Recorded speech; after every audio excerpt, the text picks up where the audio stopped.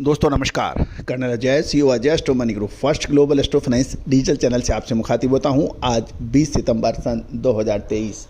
दोस्तों, विश्व का पहला चैनल है जो एस्ट्रो फाइनेंस यानी इंडियन सिस्टम ऑफ एनालिसिस और फंडामेंटल एनालिसिस के आधार पर आपको अपडेट देता है, विश्लेषण देता है, अग्रिम विश्लेषण देने का साहस करता है। याद कीजिए, हमारे लगातार मानसून पे अपडेट 2019-20, 20-21, 22-23 और अब 23-24।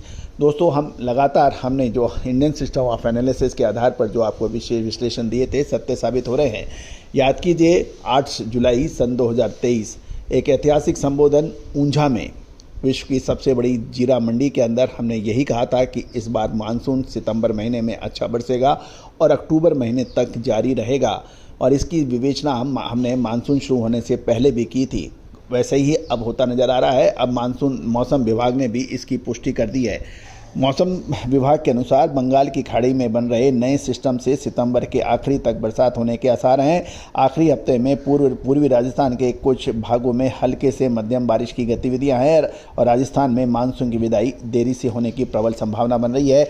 ये राजस्थान से खबर निकल के आ रही है।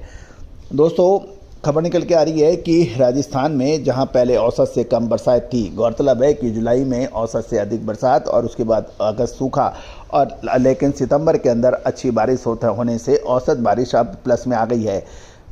गौरतलब है कि औसत बरसात 527.68 मिलीमीटर होनी चाहिए, लेकिन अब सितंबर महीने की बरसात से 528.49 मिलीमीटर हो गई है, यानी प्लस में आ गई है।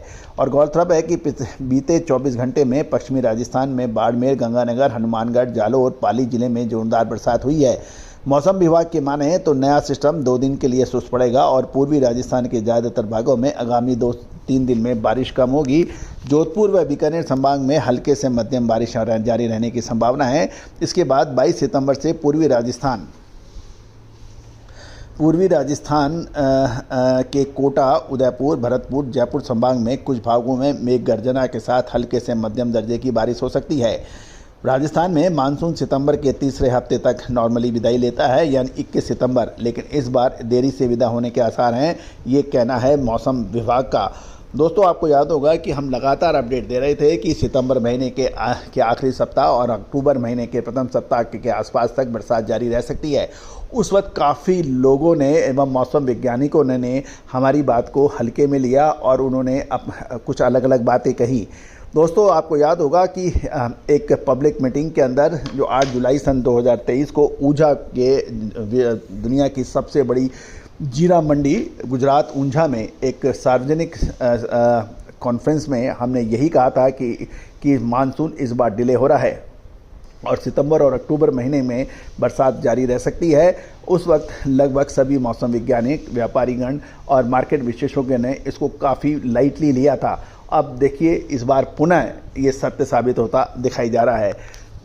सितंबर महीने के अंतिम सप्ताह की बरसात और अक्टूबर महीने की बरसात का क्या मतलब निकलता है, इसको पुराने और अनुभवी व्यापारी समझ रहे हैं, साथ साथ किसान बिल्कुल अच्छी तरह से समझ रहे हैं, नीति निर्माता जो ग्राउंड से जुड़े हुए हैं उनको समझ आ रहा है इसका मतलब क्या निकल रहा है।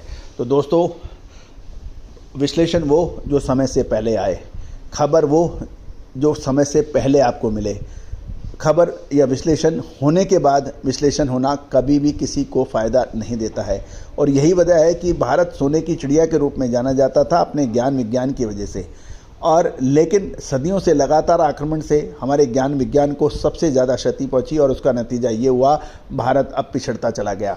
एक समय में भारत की जीडीपी ग्लोबल जीडीपी की 1/3 हुआ करती थी। आपको आश्चर्य होगा कि भारत दुनिया का वो पहले 2 स्थान पे था जो पूरे विश्व की जीडीपी का महत्वपूर्ण स्तर रखता था। भारत लगभग 34% और चाइना यानी चीन 36% दुनिया की जीडीपी में अपना हिस्सा रखता था। लेकिन आक्रमणकारियों के आक्रमण और हमारी विद्याओं का छीनबीन होना, साथ में कच्चे माल का विदेशों में जाना, भारत की अर्थव्यवस्था को लगातार कम करता गया और आज ये डबल डिजिट से भी नीचे है, यानी दोहरे अंकों में भी नहीं आ रही है। तो दोस्तों, यदि हमें भारत को पुनः विश्व गुरु बनाना है, पुनः संपन्नता दिखानी है, हमें लानी है, तो सारी खाली बात करने से नहीं होगा। इसमें अनुसंधान चाहिएगा, इसमें विश्लेषण चाहिएगा, इसमें हजारों हजार हाथ चाहिए, हजारों हजार दिमाग चाहिए। तो दोस्तों, इसका बीड़ा हमने उठा रखा है और पिछले 25 सालों से लगातार हम प्रयासरत हैं कि भारत की इस विद्या को पुनः जीवित किया जाए।